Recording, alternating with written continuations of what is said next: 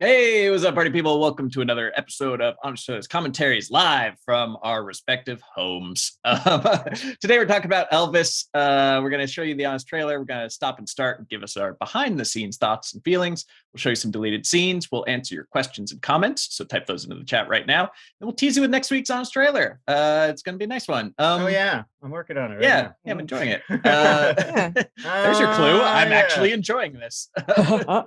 People are like, I'm enjoying this. Danielle's applying a fresh coat of jelly to the lens. Yeah, I gotta Barbara Walters it up, all right?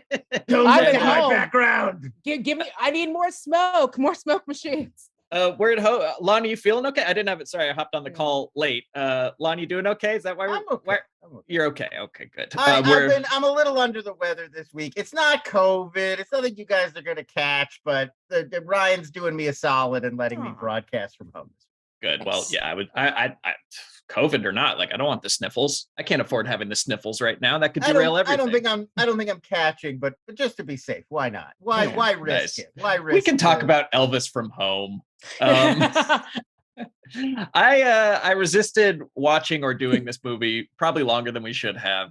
Danielle, you've been on the Elvis train for a long time, beating the Elvis drum, whereas I was like, do I have to? And that's because I have never enjoyed a Baz Luhrmann movie. It's even though I do have not even a begrudging respect for it, I have a respect for it. I appreciate the craft and the broken clock being right twice. We're like, wow, that was amazing. But just the rest of the time, it is. And it's a weird comparison because I love Tim and Eric, but he's very like Tim and Eric to me, where I think it's great like 15 minutes at a time. Like 15 minutes of it, Baz is great. And like Tim and Eric's Awesome Show, there's a reason Adult Swim shows are like 11 to 15 minutes because like that style gets grating after like 2.5 hours, like this movie did to me. Discuss. Yeah, Baz can be very, it's like, it's just very, it's a lot. Yeah, it's a lot. Is a lot happening. Like I went back and watched the beginning of Moulin Rouge, and I was like, I could only have followed this when this came out when I was a kid. Like I can't, my eyes don't do that anymore to be able to follow all of like the edits and the quick cuts. But I unabashedly love this movie. I know, and I'm in the minority here. Ryan, who's on the call listening in, said he loved it. Lana, you really like this movie, right? In a way, I come down somewhere in between. I'm in the middle. There were things about it I thought were really cool and fun. Yeah, but go on, Danielle. Please keep gushing about Elvis. No, well, because I want to be very clear. You know how I have 2 movie lists? This is on that other movie list. This is not. This is on the list where I put like my Breaking Twos. It's where my Supergirl is. It's on that list. But it is like a rocket up that list. We should do a montage of it going up the charts on that list. Yeah. It Number is that one movie with a bullet. With a bullet, it is getting up there. It's spinning around the number one spot and then veering inside an eyeball and then into the Starship Enterprise. Turns into a roulette table. Yeah. Underneath a corrugated metal shack and up into a blues singer's mouth. You know. Yes. It's wow. Because I remember the first time I watched it and I sat down and I was trying to explain it and I was like, I don't know if this is good or bad, but I like it too much for it to be the first one. Yeah, it's not boring. Exactly what I said. It's not boring. That's for sure. I feel like Baz Luhrmann is so good at, I'm going to show you a place you would like to be in and go. It almost has that sometimes when you go to like a Broadway show and more than I'm super compelled by the story, it's just like, it's an inviting environment. It's just a fun place to be. Everybody's singing and dancing. It's bright. It's colorful movement.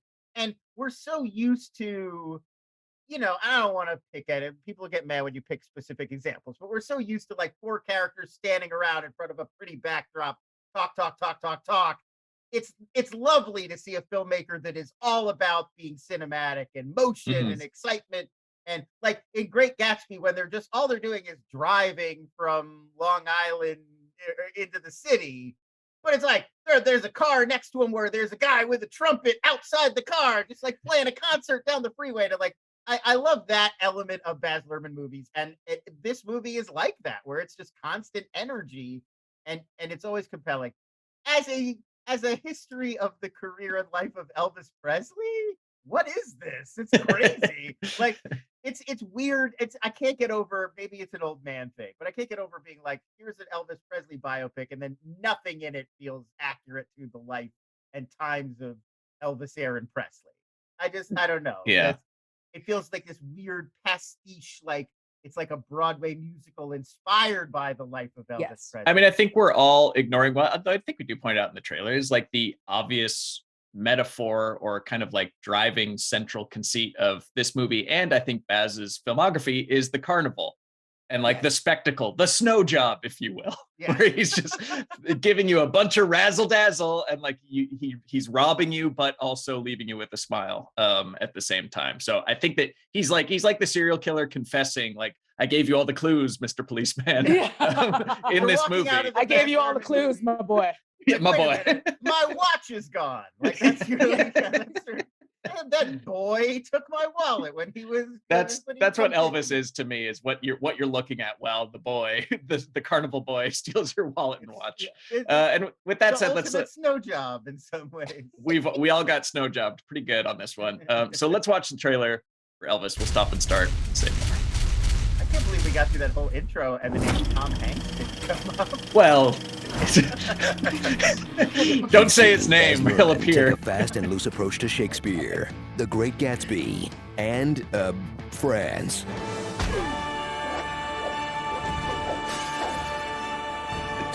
So when Warner Brothers asked him to make a big Elvis biopic, he said, "Rightio, 20 music videos stitched together by a bog monster. How about a Dojo Cat song in there as well? Too late, already in. Bass hands." Pause. Elvis. Before he... I was insistent right off the bat that we make John do his Australian accent. Yeah, it's pretty good. I don't remember when we had him do that before, but that's stuck in my head that John could do a really good Australian voice. Yeah, and is it the same as his Korg from last week? You be the judge. This guy, John, is a professional voice man, and he can distinguish between Sydney and Kiwi. That's right. Yeah. I can't. I'm taking on faith that he can, because I cannot. I cannot, but John can. Epic voice guy. That's why he's the epic voice guy. Yeah. I'm just a regular voice guy. Yeah, I did watch my first interview with Baz Luhrmann. Seems like a nice Aussie guy, and he's pretty excitable. He's actually exactly how you would have imagined if somebody said Baz Luhrmann is a excitable Australian man. Like, oh yeah, there he is. Yeah, that's. So I think it's pretty spot on, but I can't tell Australian accents apart. No, I certainly can't tell. Like, oh, that's a Perth man. Like, yeah, I don't know. I'm not picking out Melbourne versus the Outback or whatever. Right. But no, I get the Kiwi. It's a little different when you go to New Zealand. Gotcha. I was going to say Richard Roxburgh, who we saw him there. He's the Duke in Moulin Rouge. He's like the bad guy. Yes. He's also Vernon Presley, Elvis's dad in this. I looked up his filmography. I forgot how many classic random ass things that guy has had quite a career. Oh. The one that stuck out to me is he's Dracula in Van Helsing. Remember that Van Helsing? Nice. Yeah. I totally forgot he was the bad guy in that. He doesn't strike me as a Dracula. I know. He's always what a chameleon, and it's always like he's the Duke of France in Moulin Rouge, and then he's Dracula, and then he's Elvis's dad. He's like, what a chameleon that guy is. Awesome. Well done. A great, one of the great that guys in cinema history. Yeah. Cool that guy. All right, let's keep going. He slips into Sting's metal underpants in Twoon. Austin Butler delivers a breakout performance as the original quirked-up white boy goated with the sauce. But don't get me wrong, this Nickelodeon kid is all grown up. All right. Hey, you want a fish taco? He can sing, he can dance, and he can flash the most powerful doomy eyes since Nala gave the green light to Simba.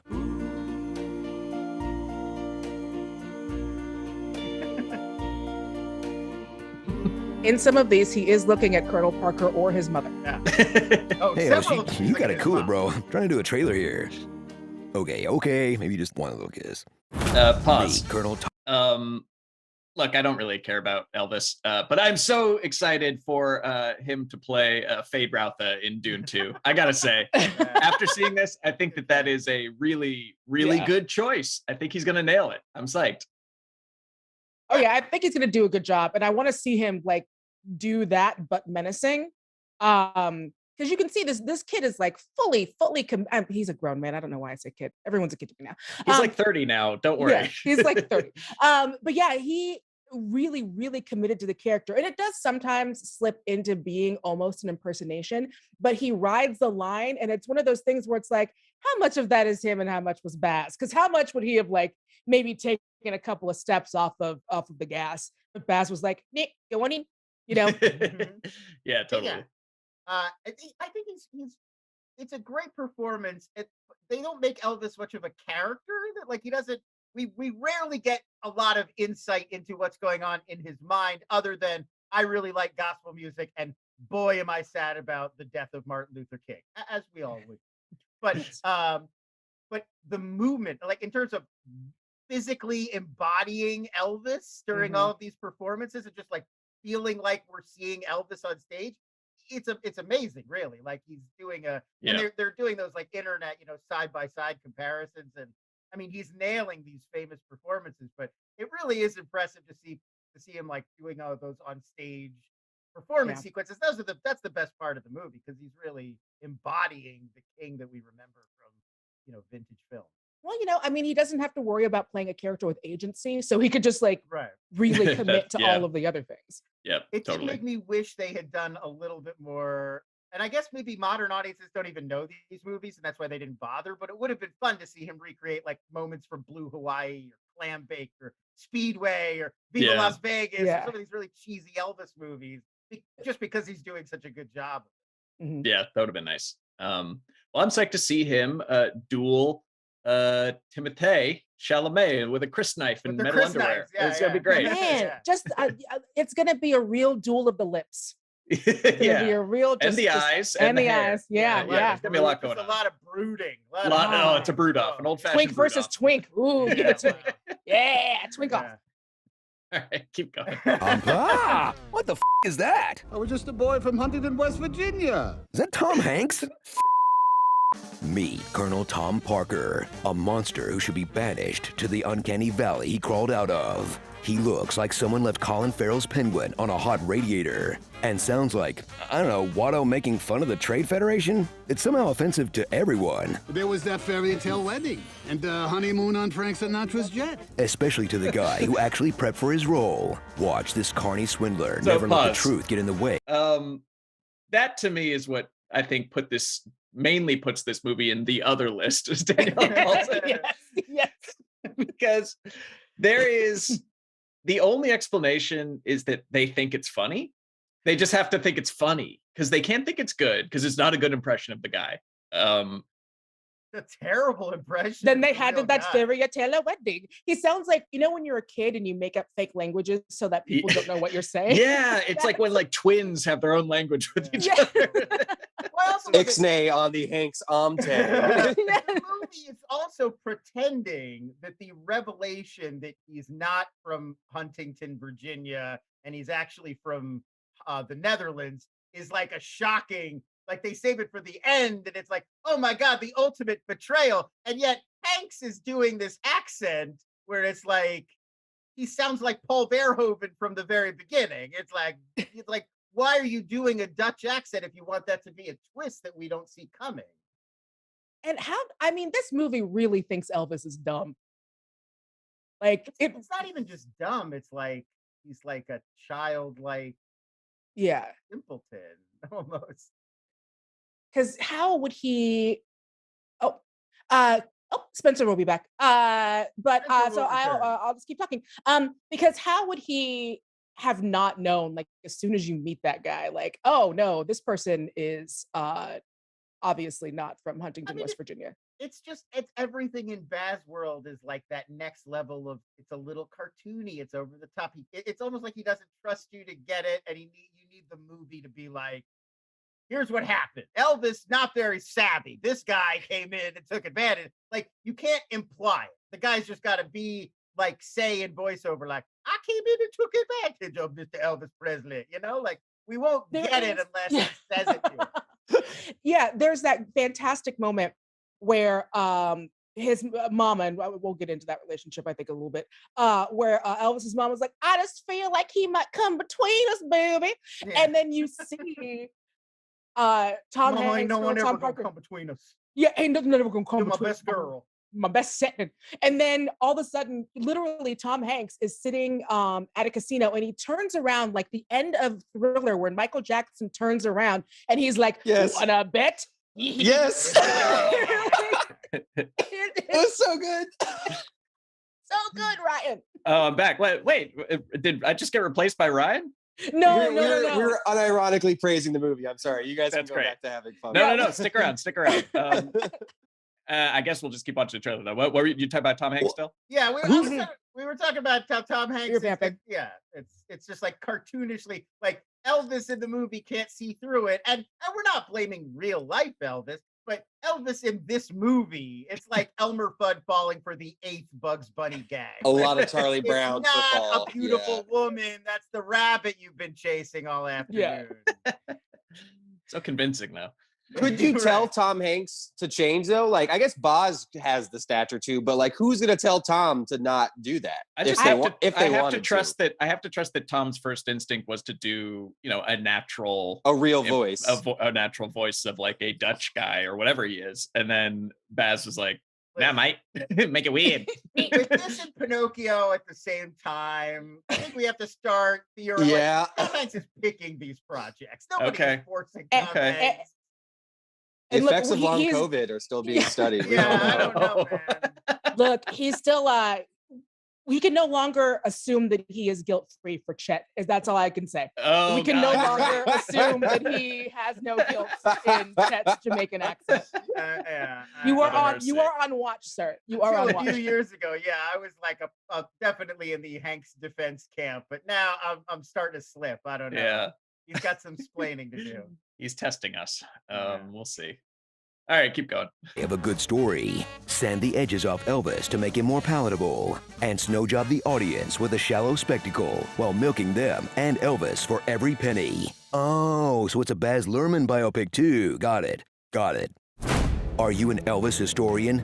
Kick rocks, Daddy-O, cause this retelling of the King's life skips the iconic MSG concert, infamous meeting with Nixon, and the time he died on the toilet. But if you're a historian of music... I mean, the meeting with Nixon is probably like the funniest, and how could you ignore that if you're making a bio of him? Like a federal drug agent. Come on. And like his rationale was that like he's done so many drugs and he knows from the inside all the creeps in the music industry that he's going to take down with his karate and sobriety. I just assumed that he was like, hey, I would like to get to the drugs sooner than I already am. Right. So maybe if I'm friends with the president, then I get to be VIP for drugs. I get to go into the seized FDA drug locker and just turn the cameras off. Give me 5 minutes. And then like more actors should play Nixon. I want to give every actor out there who has any interest at all a chance to play Nixon in something. What a fun role. That's right. That's really funny.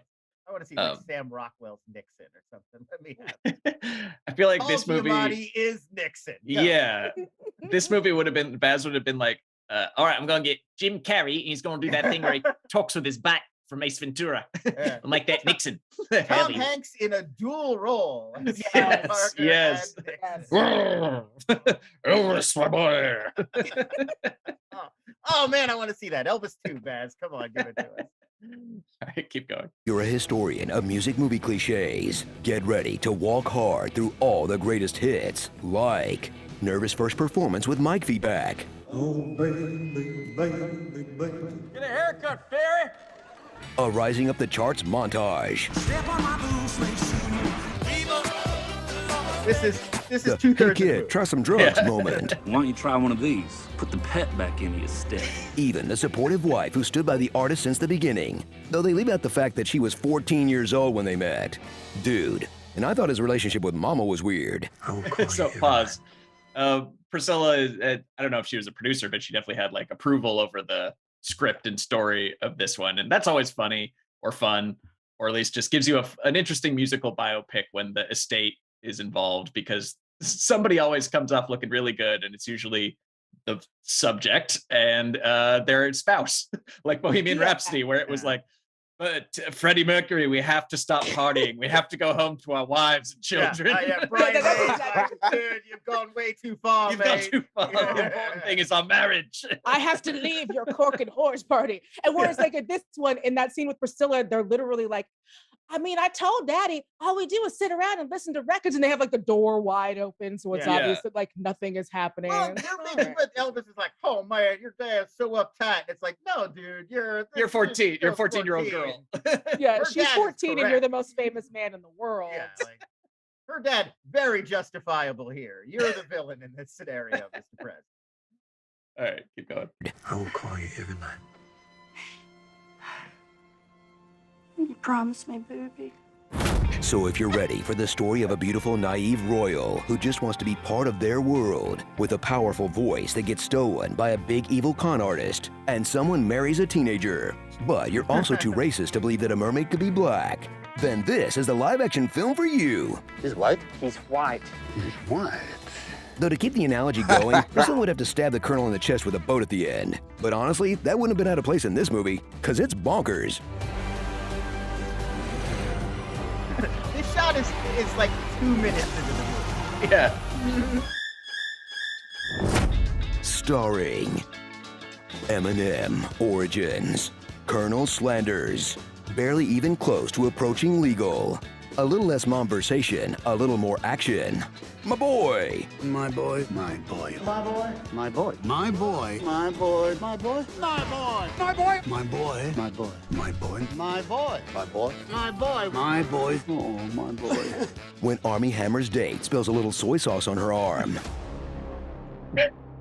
And all the crotch shots. Well, that's my dick, mama. That's my dick, too. That's my dick, mama. Well, any way you do. That's my dick. That's my dick.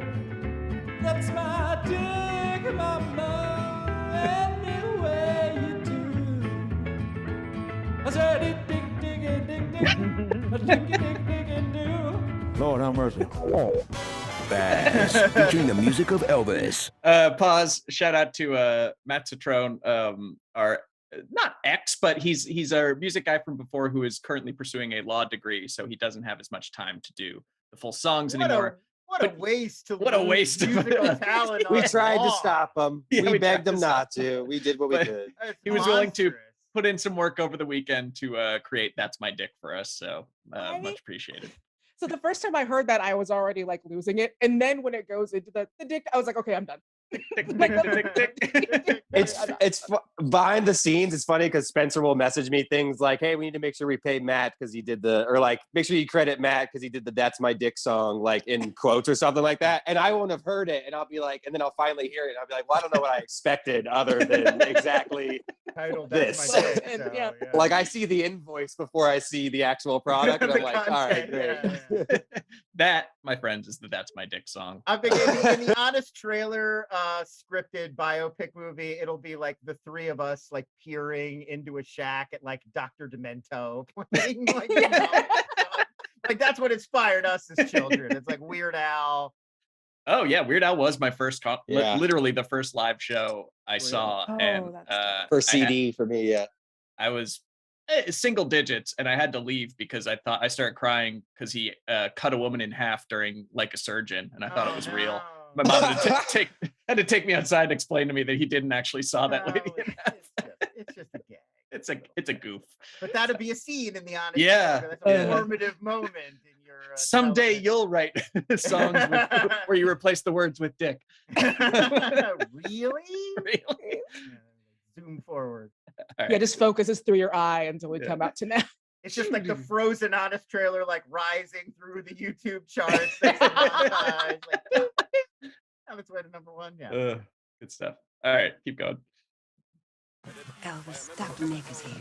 Hi, everybody. Hi, Dr. Nick. Is that where Dr. Nick comes from? It must be. It I has was to thinking be, about this. yeah. Some Simpsons writer knew that Elvis's drug doctor was Dr. Dr. Nick. and they Nick. threw that. I Yeah. guarantee you that's right. Yeah, good stuff.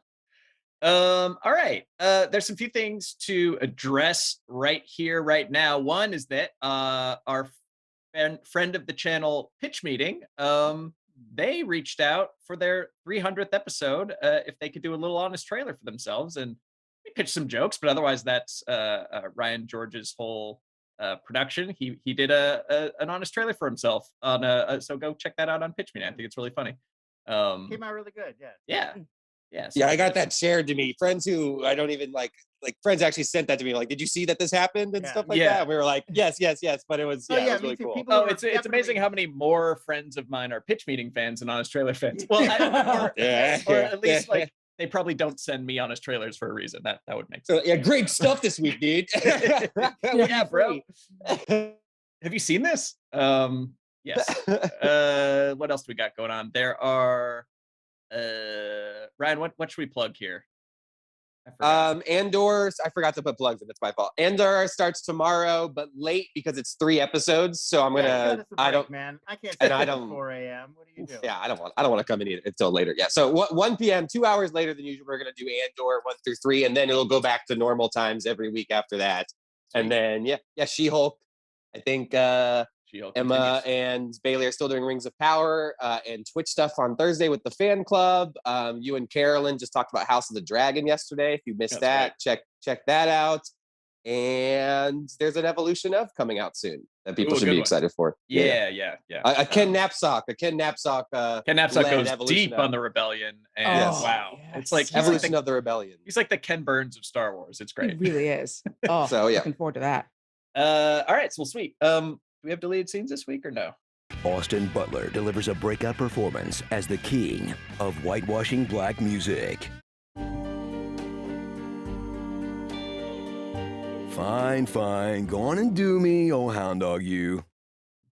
Meet Colonel Tom. What the is that? Is that Tom Hanks? A family business. What voice is he doing? I was just a boy from Huntington, West Virginia. Does the real guy sound like that? So I did my part, Elvis did his show, and we were lucky.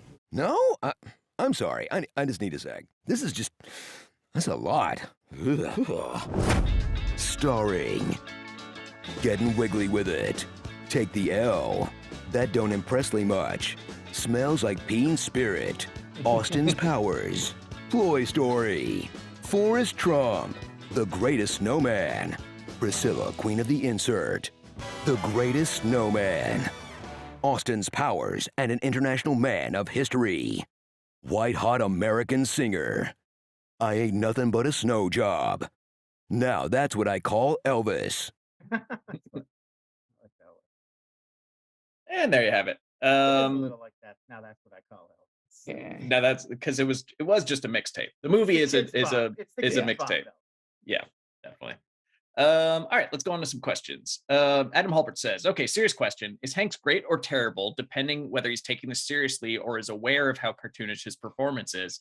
And I think, Lon, you already addressed that. Excellent point with Pinocchio and long COVID. And that Tom Hanks' brain might be full of holes right now. Yeah, I don't know, man. If it was just this one in isolation, I'd be like, listen, he got into Baz was there, but at the same, it's hitting our screens at the same time as this ridiculous Pinocchio movie. Yeah, in which he sings the chorus, Pinocchio, holy smokio. That's the that chorus. Was in the script. That's the hook. He could have said no right there. All right. Wow. Yeah, I think Have it's. You watched that Pinocchio movie? I got as far into that Pinocchio movie as the Disney logo and the horrifying Jiminy Cricket lowering himself down, and I was like, nope. Watch it. I'm watching something else. I don't want to look at Levitt's this. Jiminy Cricket voice is also. We could do a whole 45 minutes on that. Well, I think we're gonna wait this little preview. There's like 5 Pinocchio movies out or coming out within this year, so I think we'll do an end of the year Pinocchio film wrap up on his trailer because there's like 5. Oh, that's so fun. That's great. There's a lot. Okay, Pauly Shore, Guillermo del Toro. They both got Pinocchio. Yeah. Shore versus del Toro. Who you got? When am I gonna get to go out on my own? Father. Geppetto, wheeze this juice. Is that him? That's him, right? Yeah. Okay. All right. Stasik Geta asks, who would each of your dream biopics be about? Who would you choose to star and direct? Mine would be Nickelback with Chad Kroeger being played by Nick Cage and directed by Lord and Miller. They make that pretty funny. But yeah, do you have a biopic that you'd like to see? Oh. I mean, musical or otherwise. I guess Yeah. it could be anyone. That's Orson Welles is always a fascinating character. There's a lot of fun movies about different phases of his life. I feel like there's always more stuff to do there, and it was fun because he had kind of a meta, like he was already kind of aware of his sort of public persona. So I think you could have a lot of fun with like a postmodern movie. I don't know about necessarily a biopic, but I would love to see like a 90s grunge version of an Almost Famous. Like, I think that would be a really like kind of fun thing. Because I'm literally just combining two of my favorite things, Seattle and Almost Famous. So and it's someone who works for a zine and like exactly. It would be like Spin in the 90s. Yeah. I like that a lot.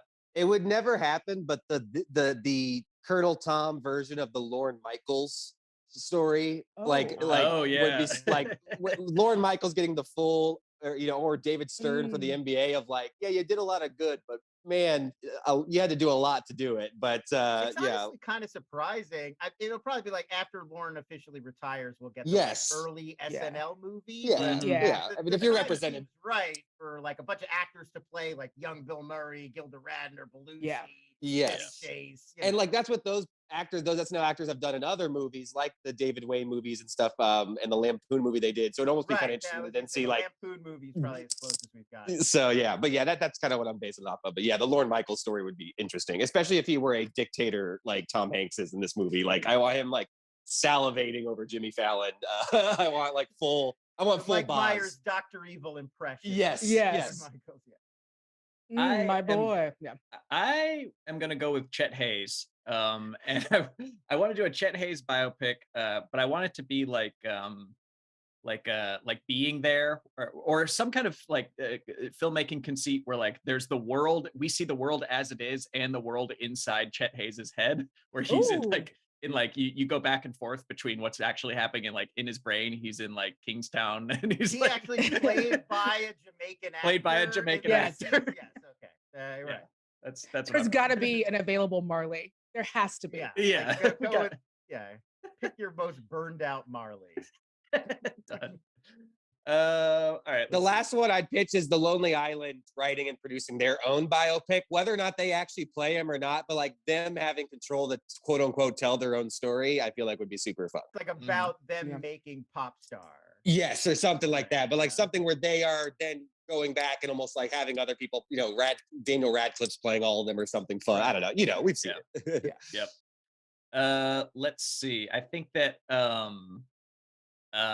this one's interesting. Also a challenge. But Matan Valensky asks, how would you insert the music biopic cliches into ones about Eminem, Oasis, and Nirvana? Or give me a cliched musical moment for any one of those bands.